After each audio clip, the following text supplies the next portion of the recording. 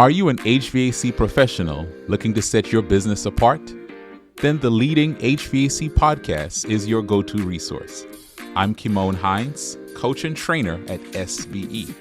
And in this podcast, we'll share stories of success and struggle from leaders in the HVAC industry.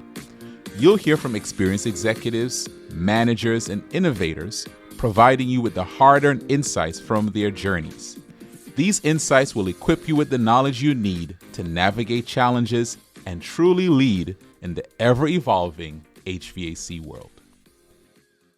Welcome to the Leading HVAC podcast. I'm your host, Kimon Hines. So excited today to have another guest, another exciting episode. Before I introduce her, I want to invite you to subscribe to this podcast. On whatever platform you're listening or watching this on, make sure you're subscribed so that you don't miss any of our episodes when they come out. And if you gain value from this, share this with someone else on your team, in your office. Share this with someone else who's in the industry, because we believe this will help them in their leadership. Today, I'm super excited to have as our guest the Director of Coaching and Training at SBE, Aleks Ozgur. Aleks is someone that I work with closely. She is my direct supervisor. But in this role today, she's going to talk to us about the value of coaching and how it can help you and your team. So Aleks, welcome to the podcast. Hello.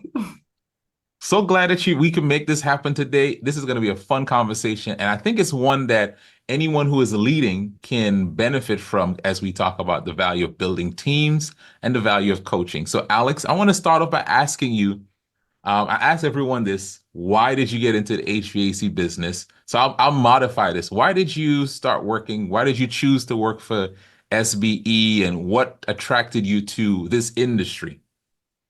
Yeah, I never thought I would be in this industry. It wasn't something I grew up as having a dream of coming into, but I grew up in a household where my dad is an entrepreneur. So my entire life, he's run businesses. And I've seen how much passion he has when he runs a business and how exciting and fulfilling it is. But I've also seen the really hard times that came with it, the times that you miss with your family, the times where you had to work until 5 a.m., just the stress and the burden and all of the fires that come with owning a business. And so I grew up with that, and I helped him with a lot of his businesses. And I realized, hey, I want to start my own business at some point, but I really don't want all the negative stuff that come with it. And so the best next place was to be a consultant, a coach. And during that time, I realized that my passion is for helping business owners. It's helping leaders of, you came into starting a business for a reason. You had a dream and you wanted your freedom and a life that you pictured for yourself. And along the way of owning a business, sometimes you lose your way because of all the fires. And so I remember the day I was interviewing for SBE. We were in the office back then, and I was waiting for my interview, and I was nervous, and I could just hear all the coaching that was happening in the room. And so I was just listening in to all the different coaching calls that were happening. And I just remember thinking, I have to do that. And I have to do that here. I want to help business owners and everyone on their team live a life that they've always wanted. And if I can help them overcome some of those obstacles, that's a great life and a great purpose for me.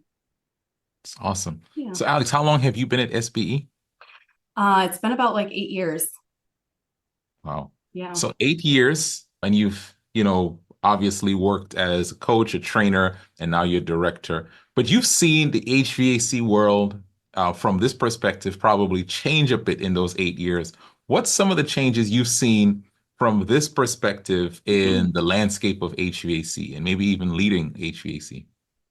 That's a good question. I think the economy has changed so much, obviously, in the last 8 years. Life has thrown us a lot of things that we weren't ready for, like COVID. And as business owners, we had to learn how to go away from the trajectory that we had of, this is my game plan, and knowing how to actually make changes and shifts. And now I think when I coach business owners, I could see that that's in the back of everyone's mind of, well, what if something happens next? Do we have a backup plan? What are we going to do if life throws us another curveball? So I think that's changed a lot of the psychology of how a business is run. And I think it's changed a lot of the psychology of like, not even just on the leader side, but also the people that join companies of, I mean, we even have a new generation starting the workforce right now. And what they value is so much different than what the millennials value, what boomers value. And I think it automatically evolves into how we lead, how we hire, how we run a business based off of the type of people that we're starting to attract as well. Well, you bring up a very good point because in my work as a coach at SBE, working with different contractors, just being in calls, being on trainings, being in events with our contractors, even at the conference, one of the challenges, and you've heard this, is these this new generation, these new techs, they don't want to work. Mm-hmm. They're not committed to the work. They're not as hardworking as before. And so we're talking to leaders in the HVAC business, and maybe someone who is watching this has that mindset. People don't want to work. I can't find good workers. What would you say to them in terms of this new generation of workers? Is that true, or what should they do to motivate and to get them engaged? Yeah. It's true and not true all at the same time. It's nothing new. It's nothing new. There are so many newspaper articles that I found from years and years and years and generations ago that said the exact same sentences that you just said. People don't want to work anymore. Employees are lazy. What's happening to the workforce? This is something that we've been saying for such a long time. It's not new. So as a leader, it is a very big pain point. When you actually ask a lot of the leaders of the world and you ask them what their top challenge is, over 60% of them say that hiring top talent is one of their biggest challenges, followed by keeping people. Wow. So it's something that's always been a part of running a business and the challenges that we've had. So I don't think it's anything new. So the good part of that is we can solve it. It's Yeah. solvable. Yeah. Well, let's talk about solving it because, and this goes to your role and what you do at SBE. I'm going to kind of take one part of it and we'll come to the next part. You lead a team of coaches and trainers now, and you've had to hire some of us. I'm partial. I think this was the best hire, right? Just joking. But as you have done that, I think what you're doing, I think business owners can relate. They have to hire, they have to go through the process of building a team. What are some tips that you can share with our contractors on building a team, the process of hiring, the process of going through the and lessons you've learned, maybe some things that maybe even mistakes you've made that you could share from that? I've That was made a a lot long of question. mistakes. That was a Yeah, long yeah. question. There's Yeah, there's so sorry. many parts to that. No, but let's Sorry.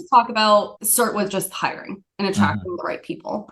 I've learned through difficult challenges that if you have the right people in your business, you can go through challenges together. And as a leader, the things that you spend your time on change dramatically when you have the right people in your team.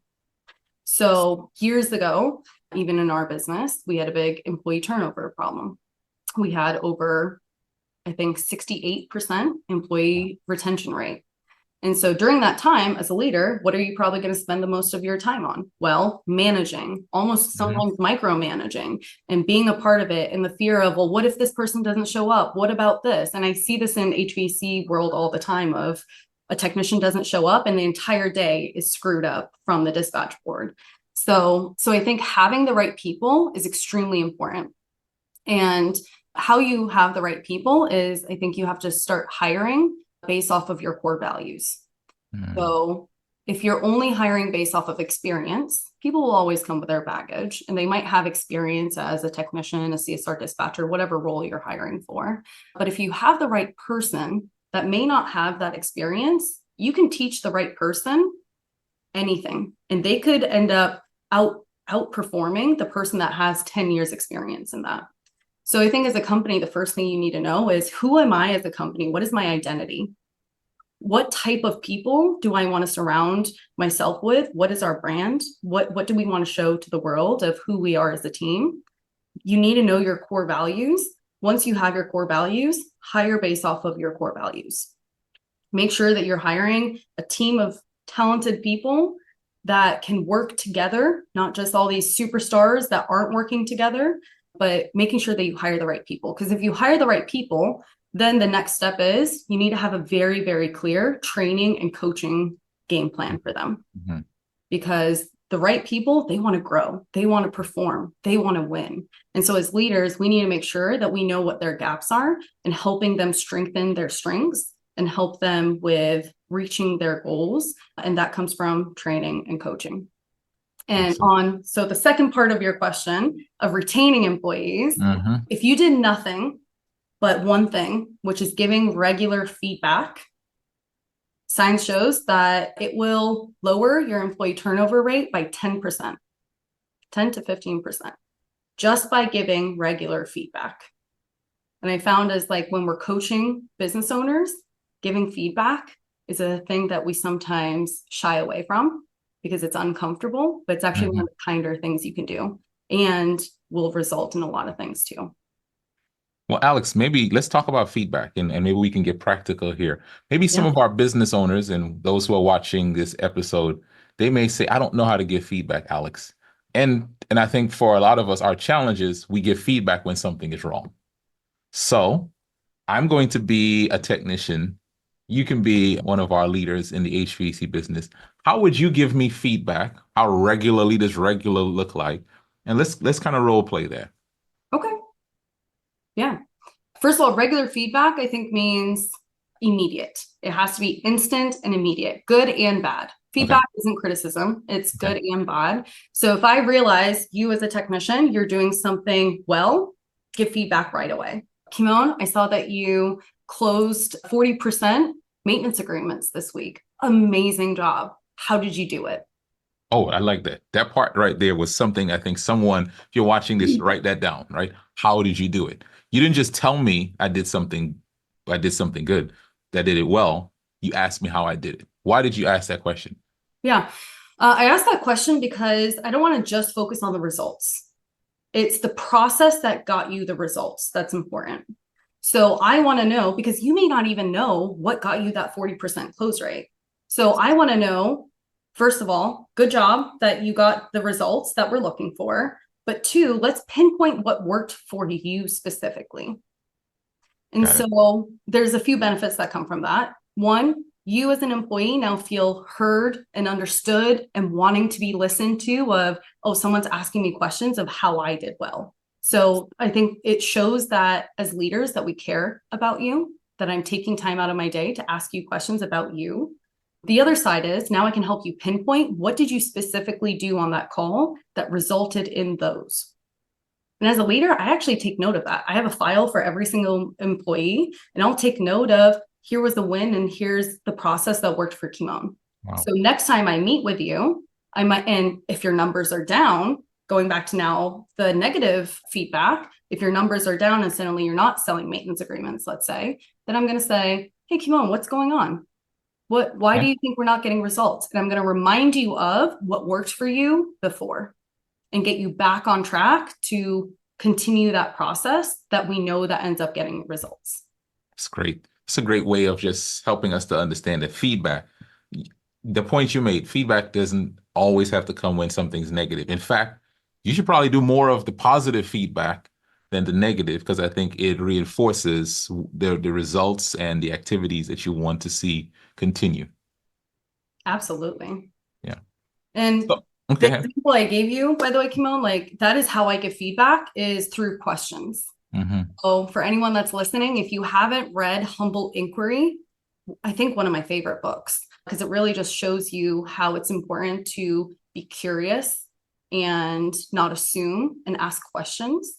So, and they have really good examples in that book too. But I really go into every feedback with a little bit of humble inquiry. So if it's also a negative, I'm going to say, hey, Kimon, what's going on with you? Is everything okay? This was what's happening. What's happening? And I'm going to give you a chance to tell me what's going on, and I'll be able to coach you through there. And also very clearly show that what happened is not aligned with expectations. Gotcha. I'm going to coach you to get back on track. Okay. You keep mentioning the word coaching, and obviously SBE is a coaching and training organization. You are the director of coaching and training. So coaching is dear to your heart. But there might be a leader on here who that word coaching is not something that they feel is a strong point, right? So that person may be watching this and they want their employees, they want to retain good employees, they want the employees to grow, they do want to see the results, but they don't quite understand the process of coaching or maybe even the value of coaching, right, Alex? I don't want to take that for granted. So, can you walk us through how a leader of a company can embrace a culture of coaching and sort of have that not just when they're coaching with SBE or whatever company, but they're keeping coaching going in their company? How can we do that? I think the biggest part of like the first part of embracing it is understanding why it's valuable. Hmm. So for me, I think the reason it's valuable is when I first became a leader, I remember I had this idea. I don't remember what it was, but it was this idea that I just kept saying to the team, like, what if we did this? What if we did this? What if we did this? Let's do this. And I just kept saying it constantly and never really caught on. And no one really went on with that idea or it didn't resonate with anyone. And then a month later, coaches started coming back to me and they were like, Alex, I have this idea. And then they almost said the exact same thing I said That's to so them. funny. And my first reaction was annoyed. I was like, what do you mean? This was my idea. Why is it when I said it, no one believed in it? And now it's suddenly the best idea ever and everyone's excited to do it. And when I was annoyed, I reached out to one of my mentors and I asked him, I'm so annoyed. Like, why did this happen? How do I give my idea and vision and get everyone's buy-in? And his response was, this is actually the most flattering part of leadership is if your team believes an idea that is theirs, they're more likely to go and do it. That's right. If it's not your idea and it's their idea. And I think ever since then, that's where I realized the value of coaching is because when you coach, it typically ends up resulting in you having the idea and you owning the idea. And if it's your goal, your idea, something that you believe in, that you think you came up with, you are way more willing to put in more effort, more time, more energy. You're more motivated to actually make that idea work because it's yours. Yeah. And so that's when I realized if I can start every conversation as a coaching call and I'm just asking you questions, and questions aren't just broad questions. Like coaching is usually you're directing the conversation in a certain area. And at the end of that, if you say, here's my idea, and you go implement it, then that's how we win. Hmm. And so I think that's the biggest value of coaching is Yeah. you empower everyone on your team to have an idea and own it and take ownership of it and then go be motivated to go and do it as well and win. I love that. I love that. I love that. So, and just a little bit more, because I do love this discussion on coaching, because I think we both can agree, coaching can move the needle in a company, right? Mhm. So as a leader, you're wanting to grow revenue, you're wanting to retain good talent. All of that can happen through the right coaching. Mhm. So talk to us or talk to some leader about what's a good like rhythm for coaching within your company. And maybe Alex, you can coach me. Maybe I'm a uh, someone on the team. Show them just a short version of what coaching can look like if they're having it regularly with their team members. You already showed us feedback, so let's see coaching. Yeah, I'd love to do that. Yeah. I think when you asked about how regular it should be, the answer is it has to be consistent. Hmm. And whatever your time allows, that no matter what, you are not going to cancel on that person. Important. Yeah. That is the answer, whatever that means to you. So if you can meet everyone on your team for 30 minutes every week without canceling, great. If it's every other week, if it's once a month, whatever that is, find whatever works for your time. But make sure that once it's on the calendar, you are never ever canceling. Because what happens when you cancel that session? Right. It sends a message for sure, It right? sends a message that you're not as important than something else that's on my plate. Yeah. And coaching is a sign of showing that I care about you and I'm taking time out of my day to spend with you and get to know you. So whatever that means, consistency is key and it has to be regular. But feedback in coaching is different. I just want to say Okay. that feedback should be on a daily basis. It is the second something happens. Coaching is just that consistent side. Okay. Yeah. Do you want to role play? Let's go. Okay. What's our content? So What's our I scenario? am a CSR on your team. Mm-hmm. I may be having, I want, you want me to, or the issue is we want to get more calls booked during the shoulder season. And so, yeah, I need to do outbound calling. Okay. Sounds good. And we're assuming that you're not doing outbound calling right now, Yeah, it just, or you're I'm having avoiding a it. challenge with it. Okay. We know that happens. CSR dispatchers Yes. typically don't like to do outbound calling too. Yeah. Okay. Yeah. Hey, Kimon, how's it going? Going well. Nice. So you're a brand new CSR dispatcher.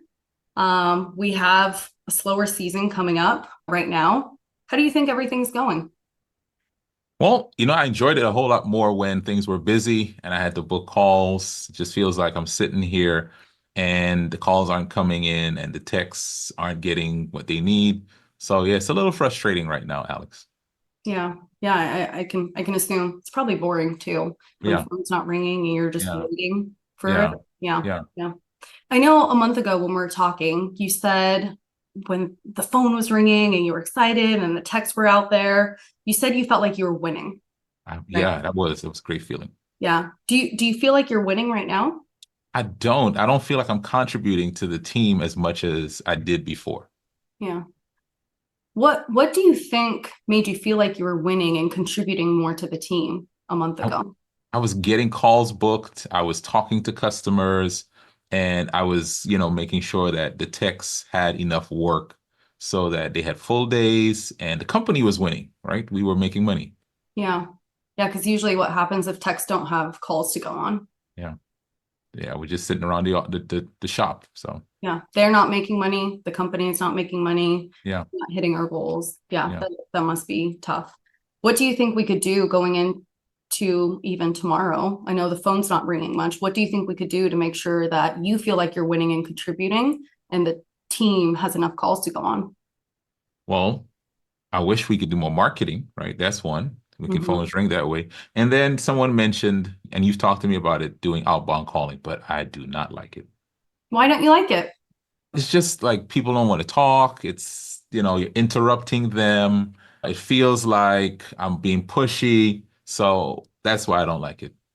What part of it feels like you're interrupting and being pushy? The fact that I'm just calling them out of the blue, they're not calling me. There are times when they're rushing me off the phone.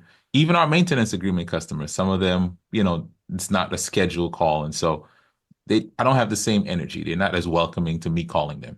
Yeah, that makes sense. What do you think is the benefit of you calling a customer for the customer? What's the benefit of it for the customer? Well, it is getting them the service that they're supposed to get for their system to make sure their system runs longer. So, Yeah. I mean, what happens if they don't do a maintenance for years? What uh, typically happens with their oh, the system? system's going to break down and it's going to cost them more. It's going to cost them a lot, right? And Yeah, then now suddenly it's maybe Christmas time and they have family in the house and they have to spend 10,000 plus dollars for a new system. right. So I know you're not a technician, you're a CSR though. What do you think you can do to help that customer so they're not stuck in that situation? Well, I mean, the easiest one is to just reach out to them and to offer them to get that maintenance call set up. Yeah, absolutely. You're actually doing a service to the customer. It's true. That's true. You're supporting I them guess and I'm not helping them. bothering them like I thought. Yeah. Yeah, absolutely. Yeah. Yeah. Would it make you feel comfortable if you and I practice a little bit of what a outbound call could be like so you don't feel pushy and the customer sees the benefit of it and is happy that you're calling and getting something scheduled? That would be great. Okay, let's do that. All right. And Real that's quick, Alex, actually a tell me practice. what you did. Like, just let's break it down. Just some of the key things that you did that an owner or leader can implement in their next coaching session. Yeah. I think it boils down to people always do what they want to do. Mm, And so if I just came into that coaching session or just that meeting and I said, Kimon, we don't have enough calls on the right. Right. calendar. You need to start outbound calling. The reality is, even if in that meeting you say, yes, okay, I'll do it. And even if you do it for a day, it's not sustainable. You're probably going to stop doing it. You're going to find every excuse to not outbound call. And so then I'm going to get frustrated and I'm just going to constantly bug you and say, hey, why aren't we doing outbound calls? Why aren't we doing outbound calls? And now that's hurting our relationship as well. Versus what I did during that role play is I asked you questions to figure out what was happening in your mind that's causing you not to outbound call. Why don't you want to outbound call? And so we discovered it was because you felt like it wasn't a benefit to the customer, that you were just trying to sell them on something and you were being pushy. So then when I found what that was for you, I was able to shift the conversation into, now I know what to train you on. It's the mindset of why you're making that. So what is the purpose behind the task that you're asked to do? And I'm giving you support of let's practice, let me train you, let's role play in order for you to feel confident and successful when you go into making the calls. I love it. That was such a good takeaway. Anyone watching this, write that down. And the next time you have a chance to coach someone, be patient with yourself, right? Aleks, you've had a lot of hours of this coaching, but be patient with yourself and stay in that role of making sure you uncover what the real issues are and helping people to discover what they really want and to empower them to get there. So I think that those are some of the lessons I take from that role play. Yeah. When I was coaching a lot of leaders, sometimes they don't want to have one-on-ones and coach their team because they're afraid of awkward silences. They're like, well, what's the agenda? What am I supposed to tell them? What am I supposed to ask? So my only tip is stay curious. Whatever you do, stay curious. You don't need to know what you're going into and what you're going to say. Just go in and be curious and just ask questions. And just from that, the conversation will flow. You'll discover what's truly important to your team. Aleks, this was such a different episode, and those of you who've been watching this, you know that you've been able to hear like how to do this and see it in real time, and I really appreciate that. I would love to end our episode doing our usual rapid fire questions, if that's something that you're okay with. Let's do it. All right, you got to answer in 30 seconds. So that's I will try my best. Everyone says that. All right, so what's the best business book that you've read? Humble Inquiry is the first one that comes to mind just because we just talked about it. Yeah. So I'm going to stick to that just because I have a timer on. But no, I think that's better ones out there. I actually think that's good because of the focus of this episode. That's a good one. If you have not read it yet, to recommend or to go listen to it because it's on Audible. All right. What's one thing you want to be better at as a leader in the next year? Giving more clear expectations. I want to know what are the business goals, and I want to know what every single person on my team's goals, individual personal goals are. And I want to be very, very clear in how to articulate it the most clear and simple way possible of how your goals are aligned with the business needs and goals, and how if we all focus on that, we're going to win together. Nice. All right. What do you do to de-stress and to enjoy life? Walks. I love a walk. Just going outside. It's one of the most creative times that I have as well. So just being outside, going for a walk, listening to a podcast, and just thinking really takes me out of the emotional and the day-to-day and makes me focus on myself. Absolutely. It's good. That's a good way to get your thoughts together and to be creative and just to de-stress. So I love it. All right. Here's the last question. Let's see. If you could go back in time, what's one piece of advice you would give to yourself when you first became a leader? Before you hire, be very clear on what the role is. Do the work yourself. If it's a brand new role, do the work yourself. Figure it out what winning looks like, what the KPIs are going to be, key performance indicators are going to be for that role, and then hire. And create a very clear training plan for that person of here's what winning looks like, here where your skills are today, and here's how you're going to win in this role. Awesome. Aleks, thank you. Great episode. And those of you who are watching this, listening to this, told you at the beginning that you'd want to share this. So please share this with someone else on your team. Share this with another leader who can benefit from understanding the value of coaching, how to do coaching, how to give feedback to your team members. And we want to encourage you to continue to grow as a leader. Thanks, Kimon. Awesome.